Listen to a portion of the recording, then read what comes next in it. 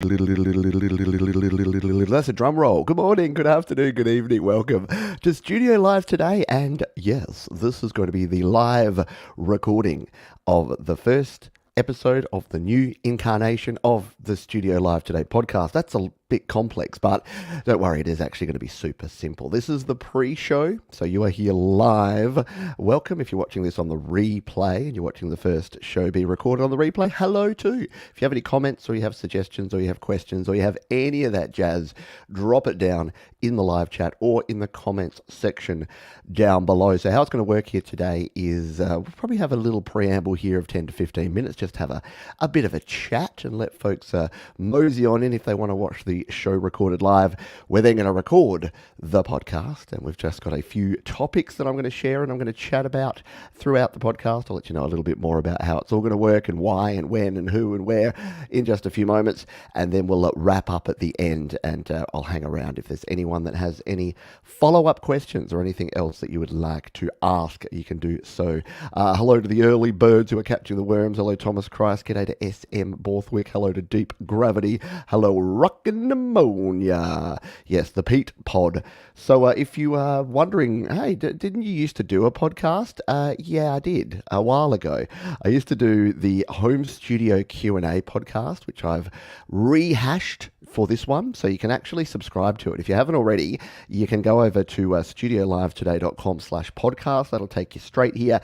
Yes, I am using anchor.fm because I am a Luddite and a pleb, and I can't work out how to do my own RSS hosting, and anchor.fm does it all for you. It is like a free podcast hosting platform, and I like free and I like simple. So you can see there that I have not shared an episode since March of 2021. It is now January of 2023. So if you've got nothing to do with about about an hour long each one, so yeah, about 67 hours of your time, you can go back through and listen to all of the different podcasts that we've recorded in the past in the Home Studio Q&A.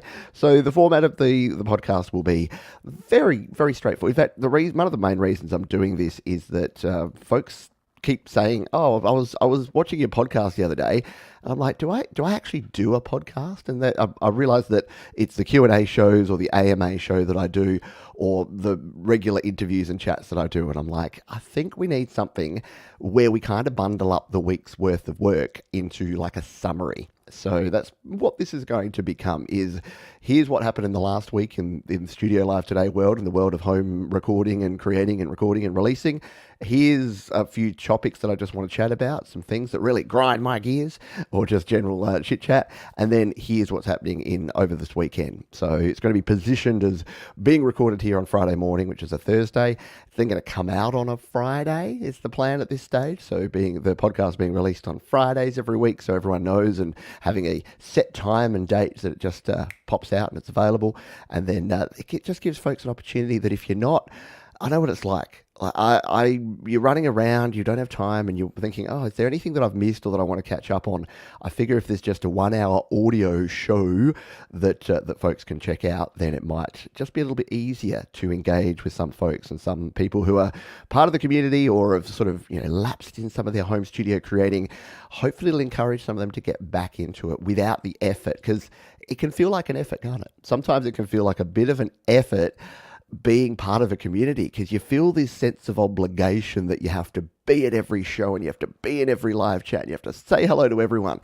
Some people just like to be in lurk mode. They like to sit in the background, in the shadows, so to speak, and just be part of without having to be part of. They're just not having that intensity and that requirement. So that is what the premise is for this. It's based on a lot of feedback that I've received from you, and I think it's going to be good. I think it's going to. And look, if it's not, it's not. Like, that's the thing. The good thing about what we do here in the flexibility and freedom we have in the digital world is that you can try things. And if you don't try, you never know. And we'll be trying that today. G'day to some other folks who've joined us here. We've got Mr. Christopher Rossi. Thank you for being here. Tremor Bear, g'day to you. I hope you are doing well. We've got Joe and Barry Glenn having some supper and checking on in. I hope you are doing well as well. If you're here and you just want to say g'day, feel free to say g'day as we set up here and get ready to rock and roll. So yes, that's all I wanted to put out here on Front Street is how it's going to work. And I won't always be, I'll see how we go with doing it here live on the channel, whether we need to do that. If I'm having guests on future shows, I may need to do it at different times. So this time slot may not always be the podcast recording. I may do some episodes where I just do it with the patrons as well as a bit of a special thing there. So yeah, we'll see how we go. It's going to be a work in progress. Remember, we're all just a work in progress, and this show is going to be a work in progress as well. Can I get a thumbs up on the audio levels? Because obviously, more than ever, this is going to be important that the audio levels are right and that the audio is sounding good, because I'm using StreamYard, and StreamYard has a cool new feature which kind of prompted me to want to do this as well, where you can actually record a local version of the audio and video as well. So that means that I'll be able to pull out the video and the audio afterwards, and then I can put a just package of just the podcast out as a video, but also extract that audio, and that'll make it easy for me to edit and upload to Anchor.fm and release it there. So we've got some thumbs up coming in. So Deep Gravity SM, thank you, Thomas, Christopher, Joe. I think, you know what, if there's 5 of you that all say it's good, then it must be okay. So I'm going to go with it. G'day Vidal and the Shadowy Figures. Thank you for dropping on by. I hope you are doing well as well. Weirdly enough, you know, I do all these live streams, and it's something different about preparing for this. I got up this morning and I was actually a bit nervous. So I'm like, I haven't been nervous about recording anything or doing a live stream in a long time. And that's actually a good thing, because it means that I'm outside of my comfort zone and I don't quite know exactly how things are going to work and what's going to happen. So I think that that's actually good, because I think if we're sitting around in our comfort zones, or if I'm sitting in my comfort zone, it means that I'm not stretching and I'm not learning and I'm not growing. So there you go. All good on my phone speaker and through headphones. Good stuff. Thank you, Cam, for the insights. So yeah, if you're just joining us, so I'm just going to make sure I hydrate, get the hydration levels right, because it's got to be enough to stay hydrated and not too much that I'm going to need to go pee-pee halfway through the show. That would be less than ideal. Although we can pause. The idea is that this is going to be live to tape, unless something happens where I have to pause it. And this is going to be live to tape. G'day, Fat Panda Cat. I'm working in Procreate and listening. Good stuff. G'day, Mike and Dawn Janice. Says, yeah, another way to take in the great info you share. Well, thank you. Suraj, hello to you, Suraj Binny, as well. Yeah, and look, that's kind of the way. I dabbled with the live audio through, can't even remember the service now, but the problem was that was like the Snapchat of audio, and it kind of disappeared after a while. You had to catch it live, and it had a whole separate app, whereas I think the beauty of a podcast, it's a bit like releasing your music with DistroKid. It's that it goes out everywhere. So you can listen to the podcast on Apple Podcasts, Spotify, Overdrive, the website, wherever you are, you can subscribe to it. Speaking of which, again, if you're just joining us and you don't know what this is all about, studiolivetoday.com/podcast. I keep it very simple. That'll take you to this Anchor page, and you can listen in. You can subscribe right now on your favorite podcasting app. And you can even get the RSS there. So if you're using some sort of weird app or weird RSS capture, you can just copy the RSS there, or you can open it up in Apple Podcasts, Google Podcasts, Pocket Casts, Spotify, all the places. So if you want to make sure that once the podcast audio version starts hitting the airwaves again, then you can get yourself subscribed right now, studiolivetoday.com/podcast, and we'll be ready to go. Podcast or podcast? I say podcast. I say potato, you say potato, right? Okay, so final thing, just on the format of this, so it's going to be a bit of a welcome and an introduction. We're going to then look at last week in Studio Live today as sort of the first topic that I'm going to do each week. I'm going to then do like a feature topic, and I'm starting with something a little bit controversial. It's just like why I never use a PAC again. Oh no!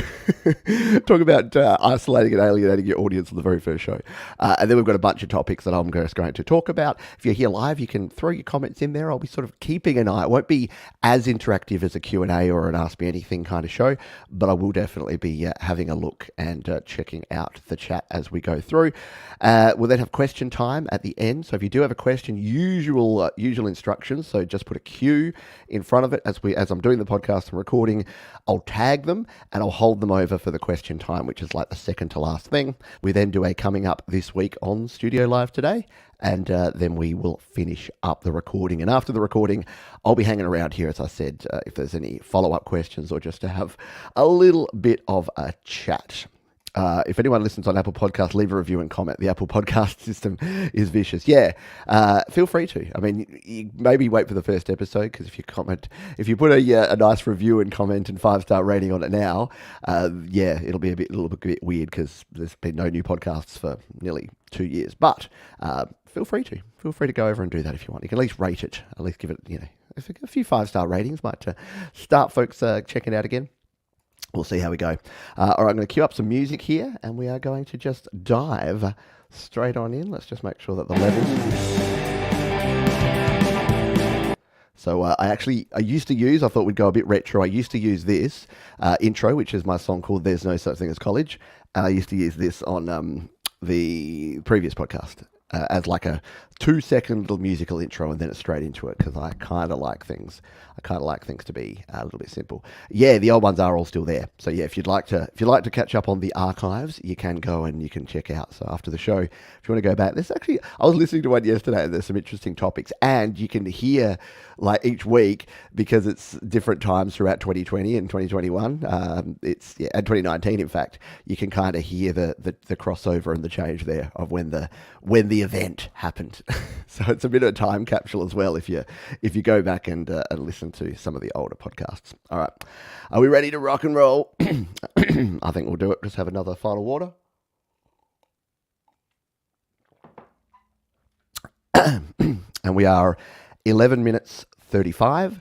So it'll be about the 12-minute mark. So we'll try and go for under an hour. So the 1 hour 12 mark is going to be my maximum time. So I've got to keep this tight and on track as far as a 1 hour worth of one dude ranting is going to be. All right, let's hit the button and do this thing.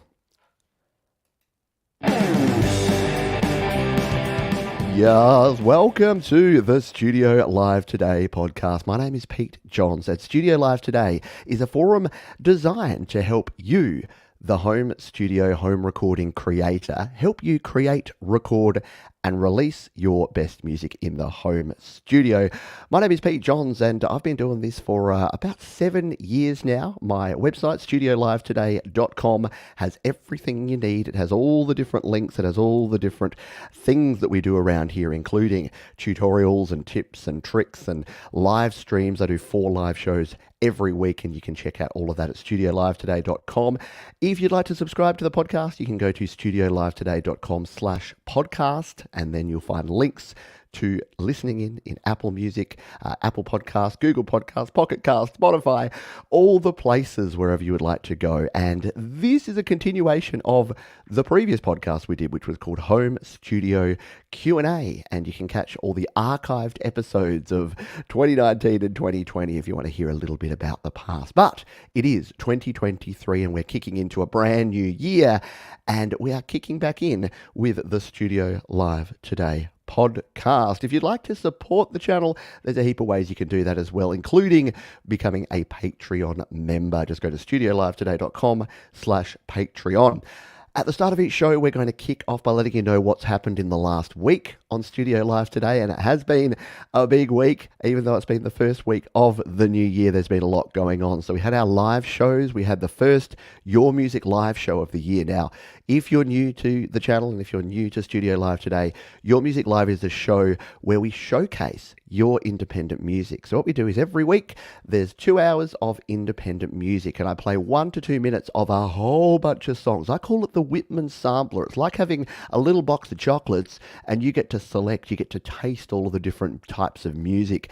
And then if you want to go and check out that artist, you can go and follow them on SoundCloud or YouTube or Spotify or wherever you listen to your music. So it's a little way of sharing some of the great independent music that you folks are creating in the home studio. So do check out Your Music Live, and you can even submit your own songs there. We had a great GarageBand weekly. I did my 2022 GarageBand predictions. So if you want to find out exactly how right or wrong I will or won't be about what's going to happen with GarageBand in the next year, go and check that one out. And the happy hour was a big New Year's celebration, which was a lot of fun. So you can check that one out. In terms of the recorded videos, the tips and tricks, there's a brand new Apple plugin in GarageBand, which is the sound isolation plugin. We had a bit of a play with it. Still haven't quite worked out all of the kinks and all the things it can and can't do, but we'll definitely be returning to that here on the channel in the future. But if you want to check out the first video on that one, that is there on the channel.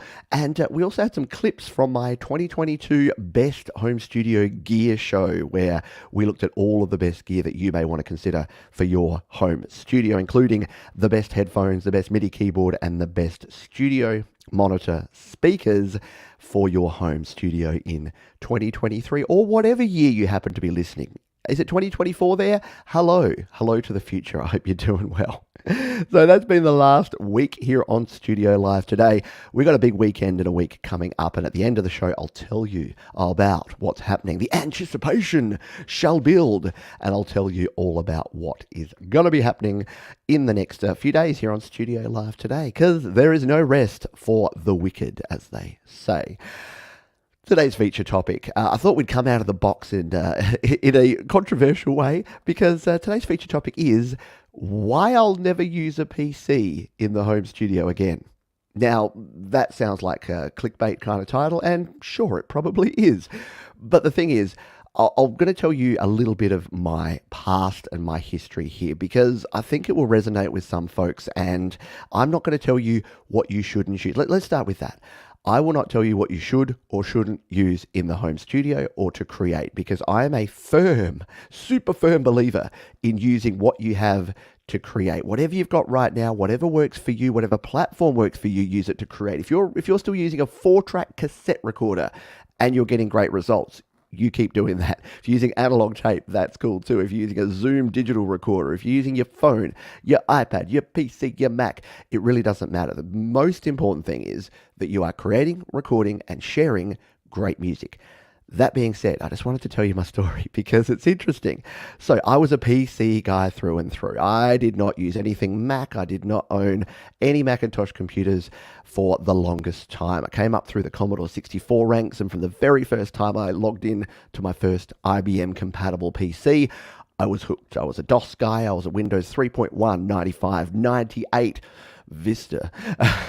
I was in all of the Windows, and I really honestly thought that I would never move away. The only times that I had any contact with Macs is when I would actually go to the Apple Store, and I would hang out in the Apple Store and play around with the Macs there. And I would be like, oh, this is way too complicated. And I looked at the price tag and just went, no, thank you. I'm not going to be partaking in any of your Apple products. However, something happened.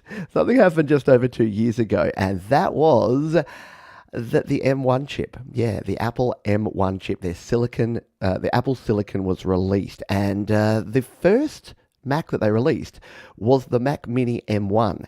And it was $699 US, which only equated to $1,099 Australian. Now, I happened to be in the market for a new studio PC at the time, and I watched with interest the announcement of this new Apple Silicon. And then I watched everyone lose their mind. I watched all of these creators that I respect say, this is a game changer. This is the best thing since sliced bread. So I thought, hey, you know what? I run a home studio channel. I should probably be the guinea pig. Why don't I go down the Mac path? And it could be fun. It could be the fish out of water story of 2019. The bloke that said he'd never use a Mac and he's finally using a Mac.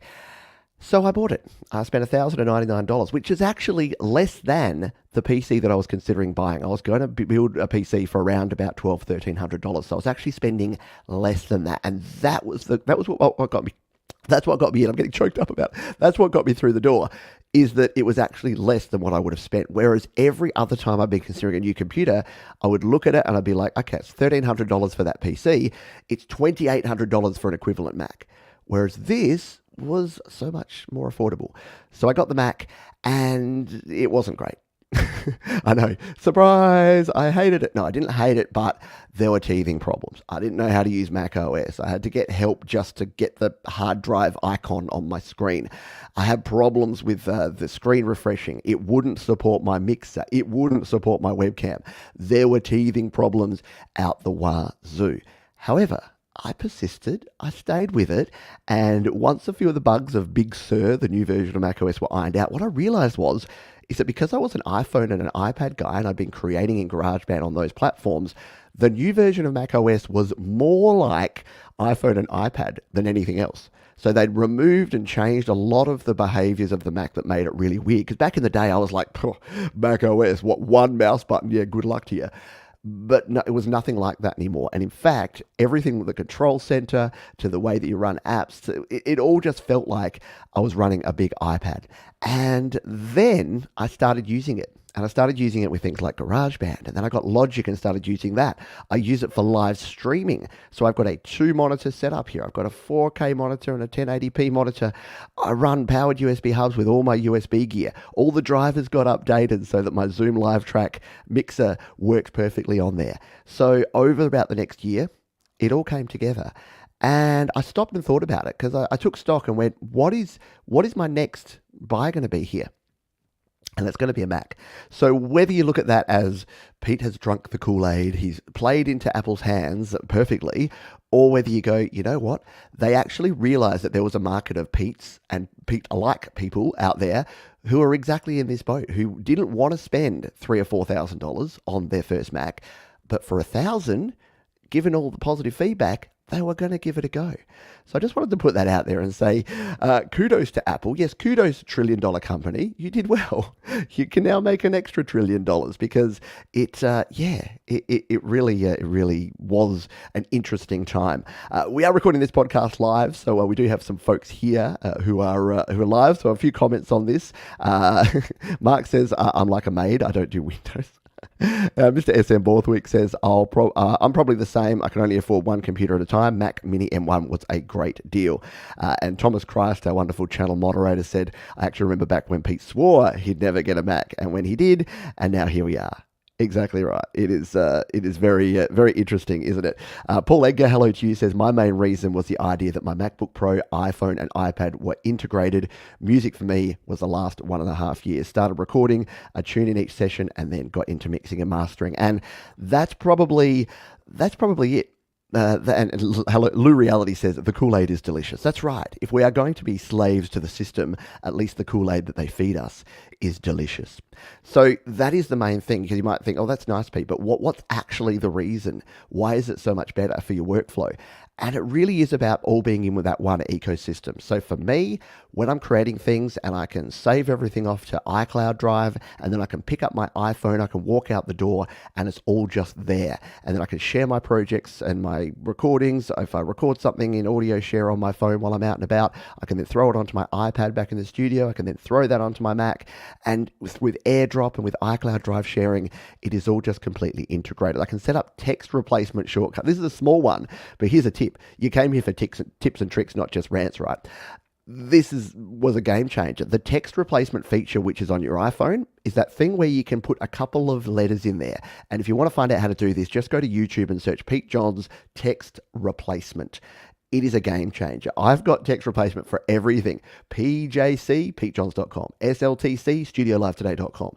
All of these things I just put in there. And I was amazed that when I started using Mac OS, all the text replacement was there as well. So if I'm replying to someone on an email, I've got a whole thing where if I don't know the answer to a question, I write maybe ask. And then what it says is maybe ask over at the Studio Live Today Discord, or perhaps check out the Create, Record, Release Facebook group and ask the cool people over there. That's like a whole paragraph. And I write maybe ask and boom, it pops in there. So that is the thing. Having that interoperability between your different devices, and look, can you do it between a PC? Am I saying if you've got a really good PC and it's working for you now, should you not do it? There's ways, of course there are. You can use iCloud Drive on your PC. You can use Google Drive or Dropbox to transfer files. You can even use the audio share tool, which is the Wi-Fi drive tool, to transfer. That's what I used to use. If you've got an iPhone, get the audio share app, because that lets you share between any devices. There's a Wi-Fi drive feature in there. It's amazing. Again, if you want to learn about it, search my name, Pete Johns Audio Share Wi-Fi drive, and you'll learn how to actually transfer your files between your iPhones, your iPads, and any other Android tablets and PCs and Macs and whatever you use. It's all there. It's all ready to go. Alrighty. Thomas Christ says, I will say too, having had to use Apple's phone support for a serious issue, I had a very positive experience. The rep was friendly and helpful, and I didn't have to wait long. And that's the other thing. Like I haven't used Apple. I don't like phone tech support, but I've heard from many folks that Apple will always try to help you when you call them. I go to the to the Apple store and speak to a genius at the Genius Bar, and look, 9 times out of 10, it's been a positive experience. Has it always been perfect? No, but 9 times out of 10, it's been a very positive experience, and they have at least tried to help out. And apart from the last time where they wanted to charge $415 to replace the screen on a 5-year-old phone, I just said, no thank you. I think we'll get a new one. So they still got their money out of me in the end. All right. Joe and Barry Glenn, hello to you. They say, I got a mini Mac, a very old one, simply so that I could publish songs through DistroKid. Now that is no longer an issue. Yes, so if you're publishing in the past, DistroKid did not have a mobile way of uploading music. Now they do. But the Mac Mini is a good little machine. Fat Panda Cat also says Apple have always had really good tech support. I think that's the major reason to buy a Mac. There you go. And Paul Agek says 2013 MacBook Pro, 2018 MacBook Pro, still rocking. And that's the thing. You got some longevity with a lot of this gear as well. Good stuff. So that is our first topic there. Why I'll never use a PC. And look, you never say never, do you? But again, it's unlikely.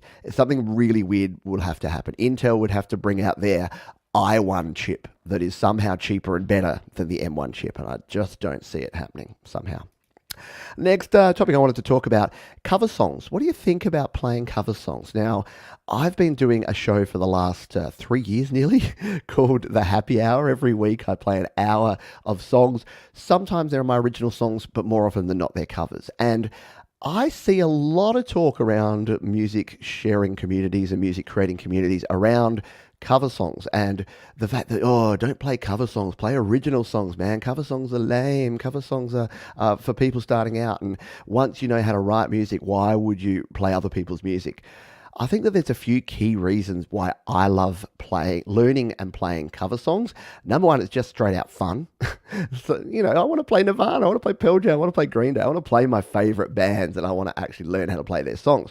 Number two, you get to learn the way that they put those songs together. You can learn the chord structures. You can learn the cool little riffs that they've incorporated in there. The combination of harmony, melody, and rhythm that make the songs what they are. So that's pretty darn cool as well.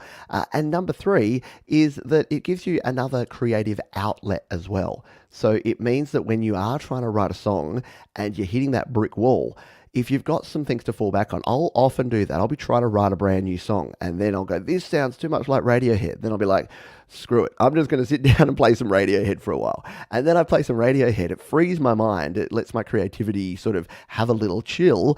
And then I go back to it and, lo and behold, I'm able to put together that chord progression I was trying to. So there's a few reasons why I like to do it, but I'd love to hear your views on this. Feel free to comment if you're watching on the YouTube video here, if you're here live or if you're here on the replay of that one. Or, let us know. Join one of the communities and have a chat, because there's always folks chatting about that. And I did see it come up on a couple of forums just recently that people were saying, no, don't play cover songs. And thankfully, a lot of folks, probably some of you listening right now, go into bat for covers and say, actually, it's kind of fun. Cover songs are pretty darn cool. They're good to go.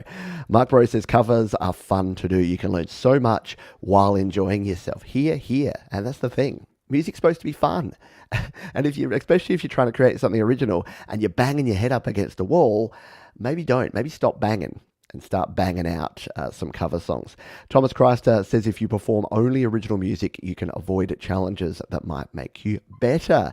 Covers force you to tackle it head on. Absolutely.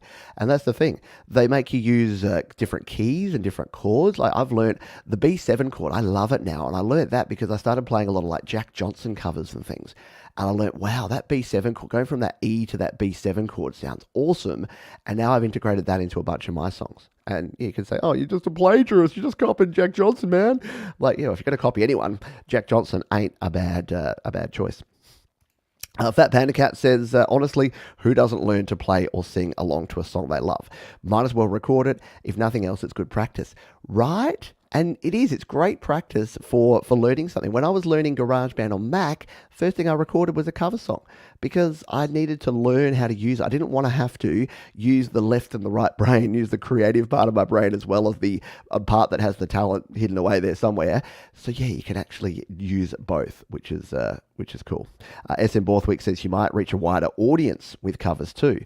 I don't do them often, but I do enjoy from time to time. That's it. And you can definitely dabble. You don't have to do all of one thing. You needn't do you needn't be a one-trick pony. Be a pony with many tricks. Or maybe don't be a pony at all. I'm just going to have a sip from my Studio Live Today mug. ASMR. And if you want to get your own Studio Live Today mug, you can head over to studiolivetoday.com/merch. That's MERCH. And you can check out the range of t-shirts, hoodies, mugs, and Studio Live Today merchandise. And thank you, as always, for supporting Studio Live Today. Hey, I got a question for you. Is using samples and loops in your songs cheating?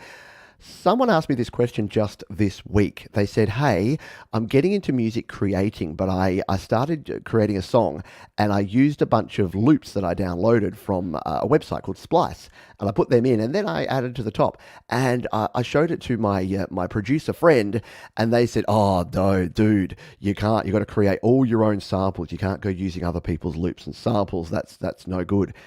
And it made me really sad, actually, because the whole concept, the whole idea that doing something in music is cheating is very weird. Because interestingly, I was chatting with my wife this week about cheating. We do Wordle, and we were talking about cheating. And she was saying, hey, sometimes I'm completely stuck and I just go, all right, words that start with R and end in T that have 5 letters. And I Google that, is that cheating? And I'm like, well, it is, but it doesn't matter, because unless you're in the World Wordle Competition Championships and you have to follow the rules, then it doesn't really matter. And it's kind of the same with music. If you're in a music competition and it specifically says no loops, no samples, then you're fine. Like, why would you? Like, you don't have to just use, So, and the whole remixes and using samples of other people's songs has been the epitome of music for years. People have been using samples from the 30s and 40s and 50s and 60s and 70s and 80s and 90s, and they've created some cool songs because they've reimagined, they've used those, and then they've created something new from them. So I actually think that it's a great way to get started. Again, similar to the cover song stuff. We've got some similar kind of themes on the topics here, similar to the cover songs. It's just a great way to actually get started and start doing things. Like if you're using GarageBand, jump on into Live Loops or Ableton Live, or if you're using anything, using some loops and some samples and what other people have put together can really show you what can be done. And then, of course, create your own sounds and your own patterns and use your own MIDI instruments and your own synth patches to create something cool afterwards. But yeah, I think it's sad. And unfortunately, it goes back to something that I see all too often, which is that people that have been doing this for a long time, they get into this mindset where it's like there's only one way to do things, and it's my way. Guess what? It's my way. Yes, Fat Panda Cat, the producer friend, is an idiot. I mean, that's the direct, blunt way to say it. But it's cool. And Mark Rose says samples and loops are only tools. It's all in how you use them. Yes, I'm a tool, and so are my samples and loops. That's the way I look at it. So it's interesting. Yeah, Fat Panda Cat says numerous hip-hop and dance acts would say it's okay. Beastie Boys were super... Exactly. Beastie Boys absolutely crushed it, and they used a lot of samples, but they used them in very different ways, didn't they? You know, you got to fight for your right to party. Wouldn't have been the same song if it didn't have that hook. And they made it their own. So I love me some loops and some samples, and I don't think it's considered cheating in my book. Christopher Rossi says good composers borrow, great ones steal. Wolfgang Amadeus Mozart, for example, copied an entire symphony by Michael Haydn for study purposes. Yeah, and it's actually a fun thing. Again, the cover things and the sampling things, sometimes, bringing in an entire song and then trying to recreate it is actually a great way to learn how to create sounds. Yeah, you don't want to then go and copy them, but you might want to know exactly how to get that Nirvana style guitar or that Butch Vig style garbage sound. So we've been talking about Butch Vig a lot lately, and you've got to be very careful when you say the name Butch Vig. You can't get your vowels switched around or you're in serious trouble. So yeah, I don't think it's good. Got a few more topics to go. We've got a little bit of question time here. I've got some questions that have come in during the week that I'm going to have to make sure that I find. And if you are here live, because we are recording this one live to tape, you can ask those questions as well. If you're here on the YouTube or the Facebook and you're watching the show live, all you need to do is put a big Q in front of your question, in front of your comment, and I'd be happy to include that in our question time. It's like question time that they have in Parliament, except fun and about music. So that's what we like to say. Let's talk about a bit of online communities. Online communities for music creation can be the best thing since sliced bread, and they can be toxic cesspools. Which do you prefer? For me, I like the better than sliced bread ones. I like some of the communities that I'm very biased, but that I'm involved with. So if you're new to Studio Live today and you're new to this community, there's a couple of great places I want you to check out. Number one is the Create, Record, Release Facebook group. We've got more than 1,000 folks over there. And if you're a Facebook user, or even if you're not, you know what? We've got folks who have joined up, created accounts on Facebook just so that they can be part of the Create, Record, Release Facebook group. So you don't have to worry, like don't make it a public account. Don't worry that Arnie Mavis and Uncle Dan are going to start, slamming you with their weird political and religious beliefs. Just sign up with a nice private account. Don't have to tell anyone, and then join these groups. If you're a GarageBand user, the GarageBand Users Facebook group is a great one. And we also have a Discord server. So yeah, you can go to studiolivetoday.com/Discord. I do feel about 20 years too old whenever I'm using the Discord server, but the kind folks, the kind millennials over there are carefully, gently, coaxing me in and teaching me all about the world of Discord. So if there is places where, if you would like to join any of those places, studiolivetoday.com, just go there. There's a big list of links right on that front page. I've made it super simple, and you can find all the ways that you can follow me and the communities that we have right here on Studio Live Today. Midnight Bandit says, creativity in all aspects will have some shaking their stick and peering down their noses at some people's work. This happens in all forms. Just do what makes you happy. Absolutely. I think so. Here. And Joe and Barry Glenn say lots of cover songs when we played live. Now we do traditional, no copyright, and some originals. Yeah, there's the other way to go. You can do your traditional songs and out of copyright songs, public domain songs that you don't have to worry about. You get the best of both worlds. You don't have to create something brand new, but you also don't have to pay cover licenses. It's gold, absolute gold. Alrighty. So yeah, join the online communities. They're out there, and they're super fun. I wanted to talk a little bit about cables. In fact, I got a question, so I'll save that one for question time, shall I? Because we don't want to run too long here.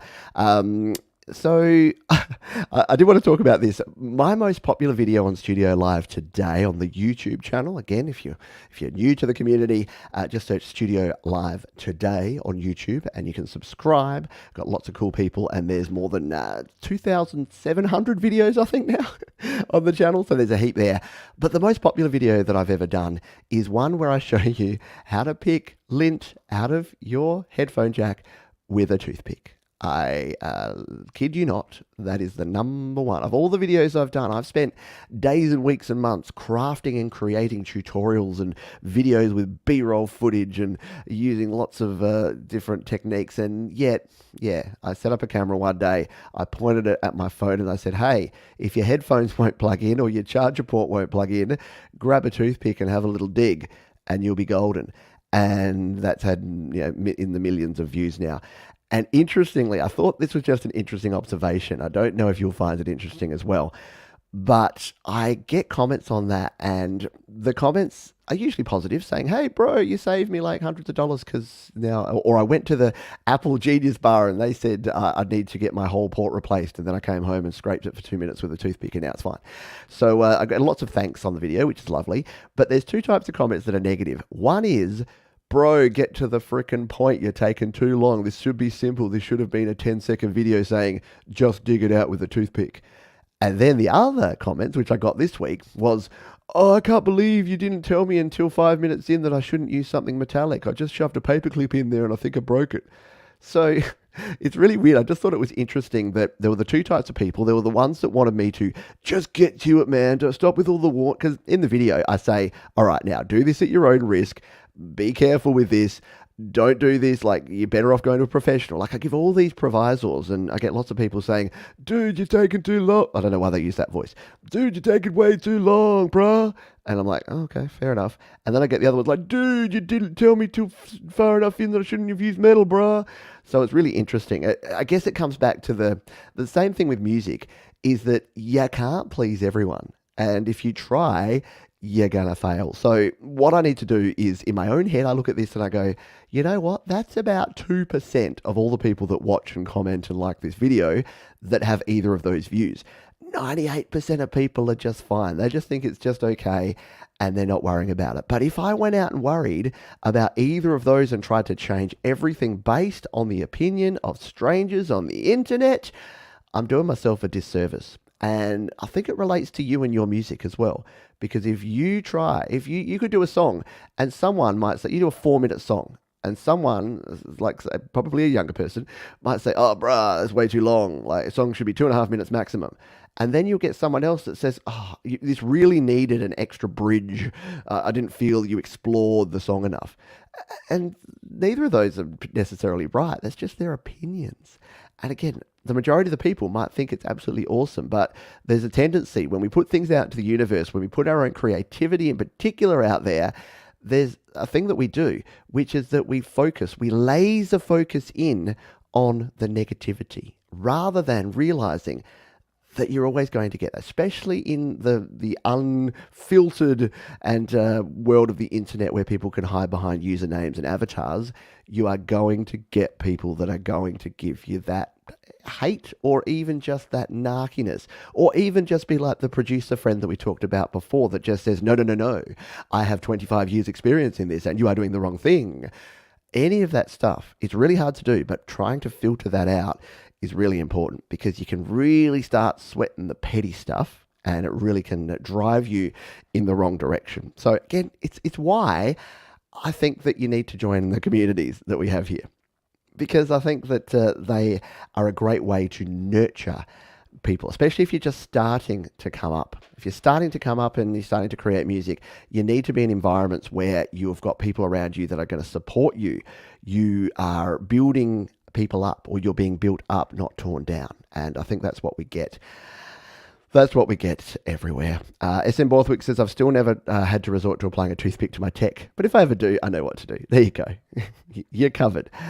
Christopher Rossi says, also dental floss does not work.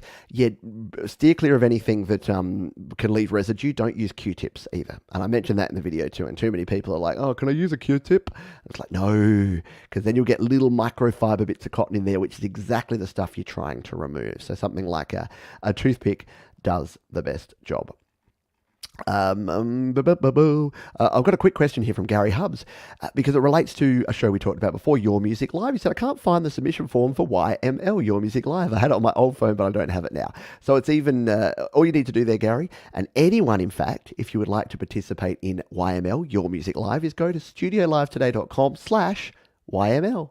So everything's made simple around here. So if you go to studiolivetoday.com/a-thing, that's usually the answer to everything. So studiolivetoday.com/email is my email mailing list. Studiolivetoday.com/Discord will take you straight to the Discord. And studiolivetoday.com/YML will take you to Your Music Live. Cool. Let's move on and grab our next topic, which is, in fact, we're at question time. So time flies when you're having fun. I hope you've enjoyed some of the topics we've talked about here today. We've got a few questions that have come in through the week. And again, if you're here live and you've got some questions you want to throw in there, feel free to throw them in the live chat right now. But the questions that we had through the week, the first one I've got here comes to us from G-Tech. It says, hi Pete, I've used your channel to get to know the garage GarageBand iOS, and thank you for all your information. It's been very helpful. I do have an issue though. I've saved projects on iTunes and saved them on my hard drive. This was done a long time ago, and I don't have iTunes on my computer anymore. When I try to open a project folders in GarageBand, it says it can't load. Is there any way to import the projects without iTunes? This is a bit of a conundrum. So this is a problem many of us had, that where you used to sync up your devices with iTunes, and I definitely did that as well. I've done videos here on the channel where I've showed you how to do this back in the day. You used to be able to sync your GarageBand projects with your iTunes library, whether you're using a Mac or a PC. And what they would do is that they would copy over the GarageBand projects as folders and stick them on the hard drive of your PC or your Mac. The problem is that the file system used by GarageBand, unless it goes through iTunes, it kind of messes them up. So it doesn't really, you'll often get this is a corrupt file or something, file incomplete, file missing. So if you've just got them sitting on a hard drive as folders, you're a little bit out of luck, because without going through iTunes and converting them back over to your iPhone or your iPad, it's going to be hard to actually get them. Ideally, in hindsight, you would have, instead of actually copying them across as those full project files, if you zip them up, and this is a tip for anyone that may be listening to this that wants to back up their GarageBand files, because GarageBand files are only compatible with the Mac or the iOS file system, if you want to back them up or copy them to either another cloud storage like Dropbox or Google Drive, or you want to copy them to your PC on a hard drive that's a PC format, you want to zip them up first. And it's a very simple way.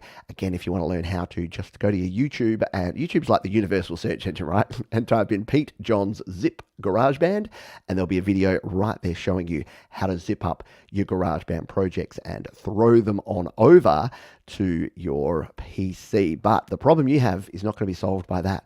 You can try to install iTunes. It's still possible to actually plug a phone in using a Lightning to USB cable into a PC, install iTunes, and then put those in your iTunes folder, and then try to sync it up and then go into the file storage. It's not super supported anymore because literally very few people do it. The other option is if you can somehow get those copied onto a drive, a FAT drive, so not an NTFS drive, because that won't work with iOS and with most Macs, but if you've got an FAT, FAT32 or exFAT hard drive or a memory stick or something like that, you could try copying those and then loading them up on a Mac, and then trying to copy them from a Mac over to an iPhone or an iPad, because the file systems will be compatible. But unfortunately, going from those formats, trying to get them back is a bit difficult. So I apologize if you can't get it. If anyone's got any ideas, by the way, feel free to help us out. Go and share your knowledge, share your wealth, because that would be a good question, by the way, for the GarageBand users Facebook group, and that is probably where I'm going to send GTech over to ask that question, maybe provide a little more detail, or jump over to the Studio Live Today Discord. And again, all those links are at studiolivetoday.com.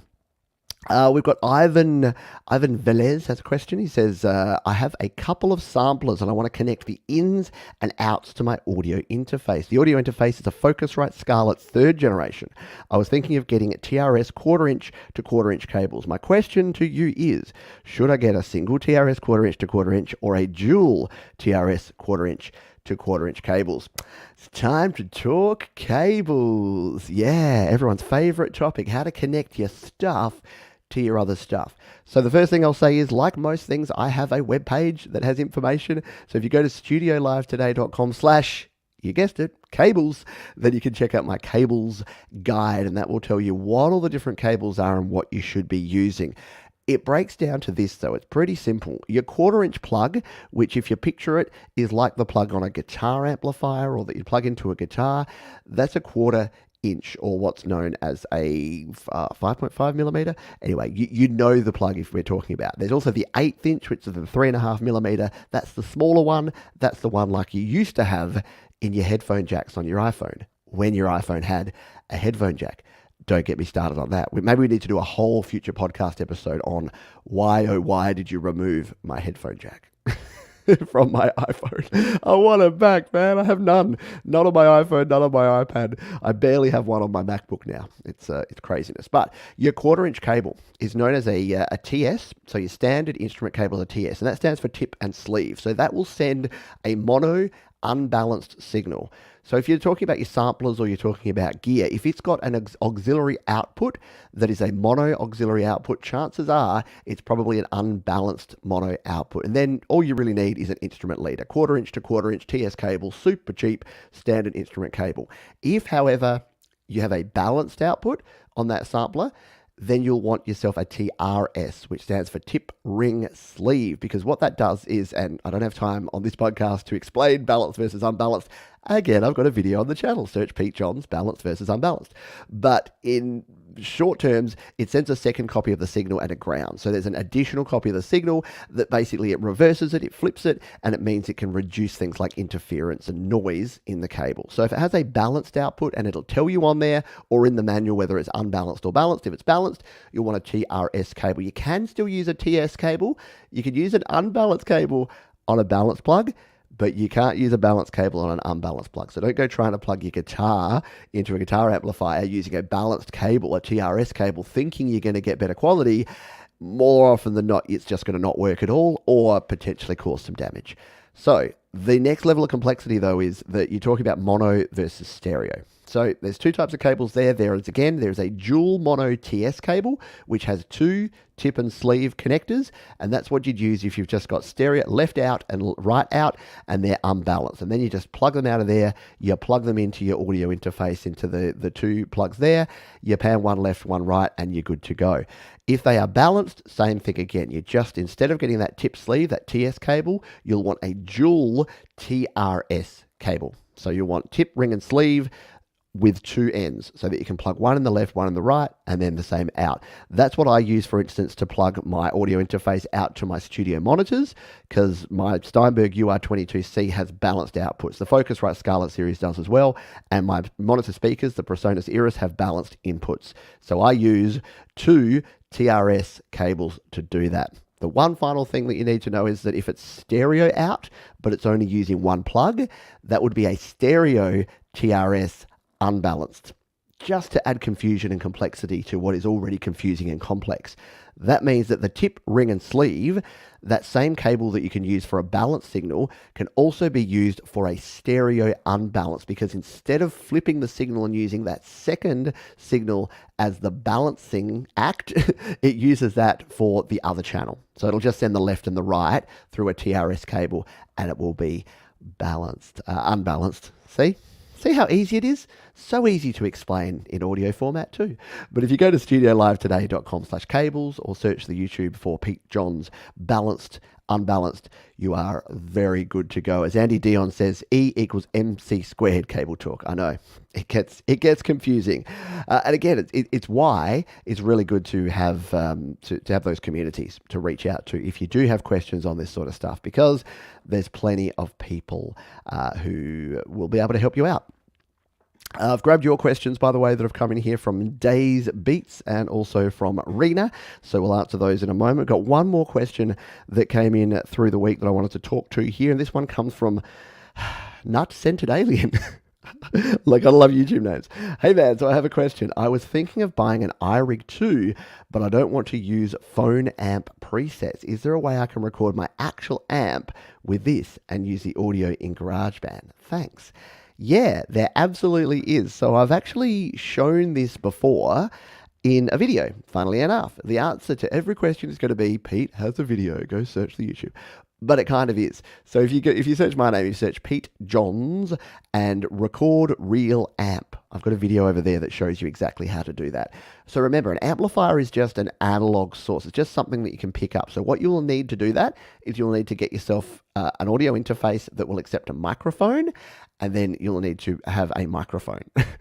You can also use line out from your amplifier, but I've tended to find that that has less good results. So if your amplifier has a line out, listen to the section we just talked about to do with cables, and that might actually help you understand a little bit more about that. But ideally, you'll want to get yourself an audio interface that's not like the iRig 2, but is actually like either the iRig Pre, which you can plug a microphone into, or an iRig Pro I/O that you can plug either a guitar or a microphone into. Or if you're on a budget, there's a little device called the Tascam IXZ or IXZ, which is a little plug similar to the iRig 2. It plugs into your headphone jack, and it gives you not only the ability to plug a guitar in, but also a microphone, an XLR microphone cable, including phantom power. So then all you'd need is a microphone.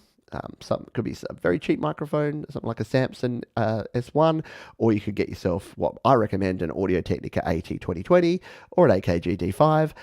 All of this stuff is over at my gear guide. So I would jump on over. You can check out my mobile setup and my desktop setup at studiolivetoday.com/gear. And that is the place where I have all of my gear recommendations. So check that one out. Scapular Wingling Records says, tip ring sleeve has always sounded dirty to me. Yeah, you got to be careful, don't you? There's a lot of things in music, like when you have your male and your female plugs and sockets and tips and rings and sleeves, and it's like, woo, okay. Getting a little saucy here with our home studio recording. A little PG-13 around here. Alrighty. A couple of questions that have come in live, and then we'll wrap this sucker up. So Rena says, I've been using BandLab to change keys and tempo on tracks. I export out high quality wave and then change on BandLab. What quality is exporting off BandLab? Is there a choice? Do you know? So here's the thing. BandLab is exporting, usually it's exporting a 16-bit WAV file if you're selecting the WAV file option on the website. If you're using the BandLab app, the unfortunate part is it really only exports compressed audio. So the fix to that is, and if you haven't checked out BandLab, guess what? I've checked it out here on the channel. They're a former sponsor of the channel as well. So if you can check out YouTube, just search Pete Johns BandLab. But if you're using the BandLab app, I would actually go and log in, because you can use BandLab through your browser as well. So I just go to Safari, go to BandLab there, and export your file from there. Especially if you're doing mastering, you can actually choose the quality of that rather than just getting the default compressed file. Now, the only challenge that I have with BandLab is it's not 24-bit, it's only 16-bit. So that's one of the limitations you're going to have when you're creating music using BandLab. But 16-bit versus 24 is not a absolute, must-have or game changer. So, yeah, if you for the sake of a very free and very cool app to create some music in, you're going to get pretty good quality out of there. So that would be my recommendation, Rena, is if you're exporting, rather than exporting directly from the BandLab app, log into your browser, go to bandlab.com on your browser, go into your project, export it there, save that WAV file, and then you'll be able to see exactly what sort of file it is there, and then throw it into something like Audio Share or just into your Files app, and you'll be able to use it from there. Days Beat says, hey Pete, I have a question. I have posted my first song on the 30th of December and it has passed 4 days. What should I do if tomorrow it will not upload?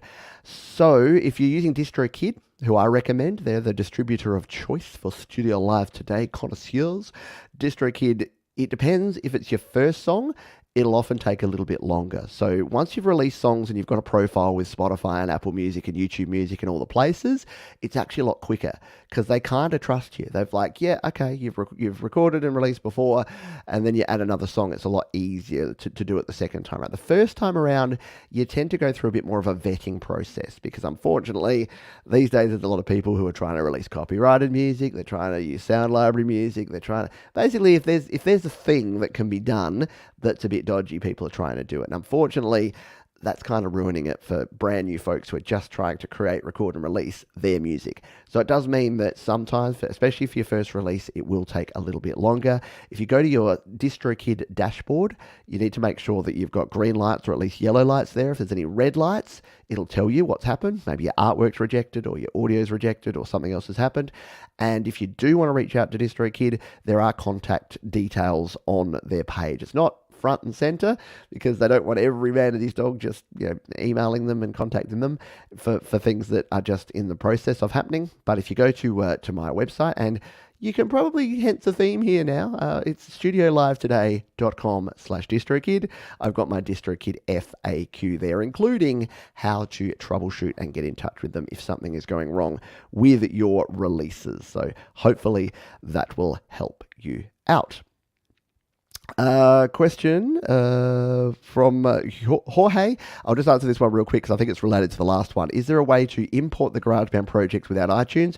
I saved them a while back and I don't have iTunes anymore. It seems not to be working when I try to open from Dropbox. Yeah, so as I was mentioning earlier in the show, try and copy them across from a Mac if you can. If there's someone that you know that has a Mac, put them onto a hard drive and then open them on a Mac and try and copy them from there. If you're just downloading from Dropbox and they're the .band file, the GarageBand project folder or file, it simply won't work. It's not going to be a good thing. It won't work at all.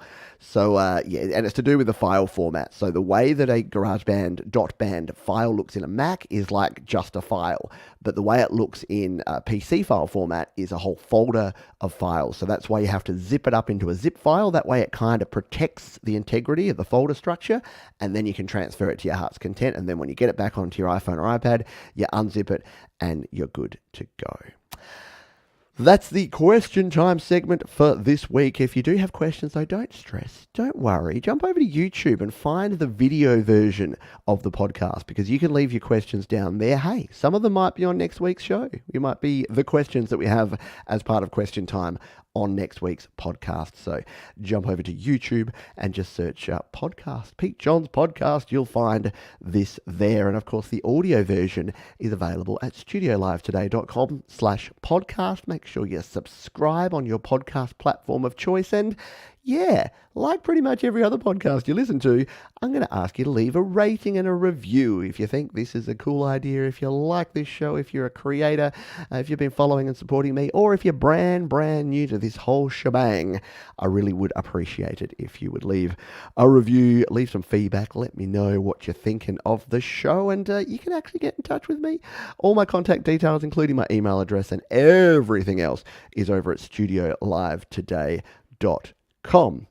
What's coming up this week on Studio Live Today? Well, we have some live shows. We've got our happy hour happening this weekend. We do it every week. It is Sunday morning / midday if you're here in Australia, or it's Saturday afternoon or evening in the US, Canada, UK, Europe, and other time zones.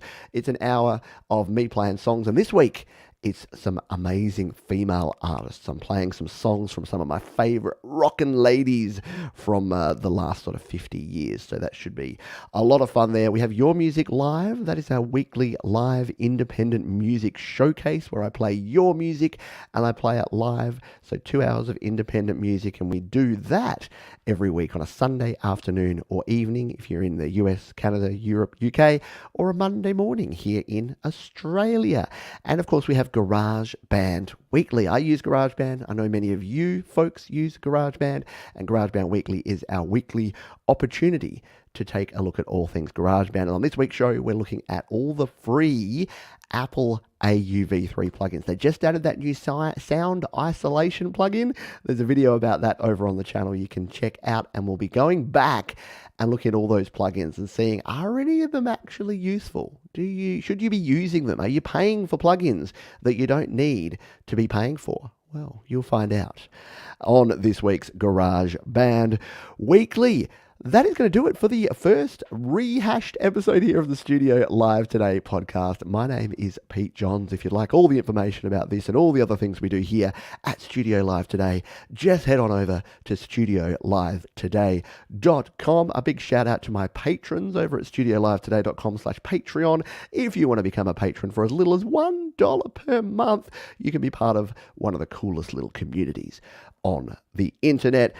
As we say at the end of everything we do around here, what I want to send you is this message. Please be kind to yourself this week. Please be kind to others and keep creating. We'll see you next time on the Studio Live Today podcast. And another show is in the can. We're still here, folks. We'll be hanging around here for a few more minutes, but that was the recording. How long did we go? 50 minutes. That's pretty good. I wanted it to be 40 minutes to an hour each week. I think that's the sweet spot in terms of a show like this. And we hit it. So I think that's good. So we went with the intro, and last week we did 5 topics, and then question time, and then coming up this week. So I think that's a good format. And the cool thing is we're going to be able to adapt this to guests as well. So when we have a guest on, we can do the same sort of thing. So similar to the Creator Town Hall that we used to do. That's sort of where we've got this from. Just wanted something that's a bit more of a casual chat. That's just going to be audio focused and talking about things. So I know that it's not going to be for everyone. But what did we say during the show? It doesn't have to be. There's some people that will go, no, I don't want to listen to 40 or 50 minutes of just some dude ranting, and others will be like, hey, that's actually cool because I can listen in the car, or I can listen while I'm walking, or I can listen at the gym, or whatever it happens to be. Yes, in Pod we trust. All right, I'll go back in time and just see what I may have missed in terms of anything else. So sorry, Jorge. Unfortunately, your files are a bit stuck because what happens is it's at the point where they go from GarageBand. So if you upload them to Google Drive or Dropbox, it's at that point that they kind of get messed up. So I've never been able to resurrect them from there without the original iOS version of the project. So I hate to say it, but you may be starting from scratch with anything like that. Apologize. My apologies. Question from Rena. Have you confirmed that DistroKid puts your digital meta tags on your music, Shazam markers? I haven't confirmed that, but I don't know about Shazam. It does if you select that thing that's, what is it called? I'll have a look. Hang on. We'll jump over here. So there's a thing that you can do that puts it onto Shazam and Apple Music and stuff on DistroKid when you release. But what we found is that even if you don't select that, it usually puts it there anyway. So if we go upload musics and we go down the bottom here, there's a thing that's like, what is it called? Discovery Pack? 99 cents a year. So song recognition, Grace Note, okay. All right, so it's different now because it used to specifically say Shazam, but it doesn't now because it must know that it actually goes to Shazam anyway. So I don't know the exact details it puts onto there, but as Paul says, if it is an iCloud, it probably won't work. Unfortunately, I would love to give you a different answer, but it's not true. YouTube works for me, and that's what I'm hoping. So what I'm going to do is this, I'll pull the video version of this and release it as just the podcast, so folks don't have to wade through this live recording as well. So that'll be put out tomorrow. So that'll be tomorrow's video. So if you've already watched this, feel free to skip that one. You don't have to. But and then the audio version, I need to edit and put that one out, and that'll come out each week on Friday. So that's kind of the in-between day. That's sort of the day off. So I thought the podcast can always come out on sort of Friday afternoon or evening, which is Saturday morning for me here in Australia. And it means I'll have something that comes out on a Saturday on that off day each week that's not as hard to do for me. Beats by Luke, g'day to you. So thank you, Many Vibes. Thank you, Tomasz Christ. Thank you, Mr. Mark Bro. Thank you, Christopher Rossi. Thank you, Johnny S.M. Borthwick. Hello to you. Be a patron. Be cool. Be like Thomas. Be a patron. Thank you, Joe and Barry Glenn. Many vibes. Jorge. Sorry, I couldn't help you even more. I apologize. Thank you, Deep Gravity. Frank Terzo. Thank you to you. Who else have we had here? Mike and Dawn. Janice. Mr. Paul. Edgar. What's a podcast? What's a podcast? Corona Wire? I don't know. Yes, it's newfangled talk radio. Tangled? Gangled? Fangled? Fandangle. Yes, drop my pizza slice. That's what I've heard. Gary Hubs. Cool. Was there any other questions that I didn't get to? I think I answered Rena's and Days Beats. Yeah, I think we're pretty cool. There you go. I got this all done quicker than I thought I would. I don't know. I thought first time around I'd be a little bit rusty-dusty and it would take a bit longer, but I think we're all good in the hood. Let me just go through my notes and make sure that we've got everything done. I think so. Yeah. So thank you everyone for being here. So yeah, do join me over the weekend. Like I said, the happy hour is going to be a bit of fun because we're doing a ladies' night. If you've got any ideas, by the way, for not only songs for the ladies' night, feel free to hit me up. Or if you've got ideas for this show, so topics, feel free to reach out for me. Reach out to me. You know all the places. You can hit me up on email. You can hit me up on the Facebook groups and the Discords and the Patreon messages and all the places. So yeah, do let me know if there's anything at all that I can help with, or any suggestions or ideas that you have for any of this.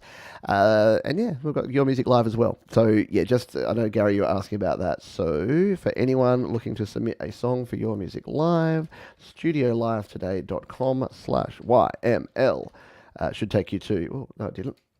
studiolivetoday.com/YML. Why does it search for it? What am I doing wrong? studiolivetoday.com/YML. Oh, it's trying to go to YML holiday. This is the one problem that you have with like that thing, is that it took me to the holiday edition. Why is it not working now? All right, there we go, the red one. So that's the one you want. You want the red form there. So just chuck your stuff in there if you are looking to submit a song for that. And yes, Thomas says there's the happy hour link. So you can go ahead and join me on the happy hour if you so desire. That's going to do it for this one. I've already said it, I know, but be kind to yourself this week. It's very important to. Be kind to others. Keep on creating, keep doing your thing. Final question from Mark Bro. iPad Pro 2021, 11-inch, 2TB M1 for 1,780 Canadian. Is it worth it? It sounds like it is, Mark. It sounds like it is, because the 2TB model is pretty pricey. The conversion rate, that Canadian, comes down to about 12. It's right on there. If it's in good nick, pretty worth it, I think. That's a good model. That's probably what I would go with at the moment, because I don't think you need the M2. I would be the same. If you get the 2TB, you get the M1 and you get the 16 gig of RAM with it. So yeah, if it's in good condition, depending where it's from, I would just check for things like warranties, and always check the battery. There's a tip for young players. iPhones and iPads have a little section. If you search under battery, someone's trying to ring me. If you search under battery, there's a battery health and charging in there, and if you tap on that one, so my maximum capacity is 84% on my battery. So try and check the battery. If you're buying a second-hand device, check the battery life, and you'll be able to see what that is. So that's for refurbished stuff, battery is the most annoying thing. And yeah, if it's Amazon Canada, go for it, mate, because got really good return policies on Amazon. So I would do it. I would go for it. Sounds like a good deal. But without doing all the conversions, that's the one that I would go with, because I kind of like the 11-inch form factor. I've got all my 11-inch keyboard, so it's all good. Hi, Sion, and bye, Sion. Sorry, we are just finishing up here. I just answered a final quick question from Mr. Mark Bro. That is going to do it for this one. Thanks, everyone, for being here. Oh, don't forget to subscribe to the podcast. I know I've said that a few times now, but go to studiolivetoday.com/podcast or search Studio Live Today on your podcast app and subscribe, because you'll get this first episode as soon as it hits the airwaves. That's all from me, folks. I'll see you next time.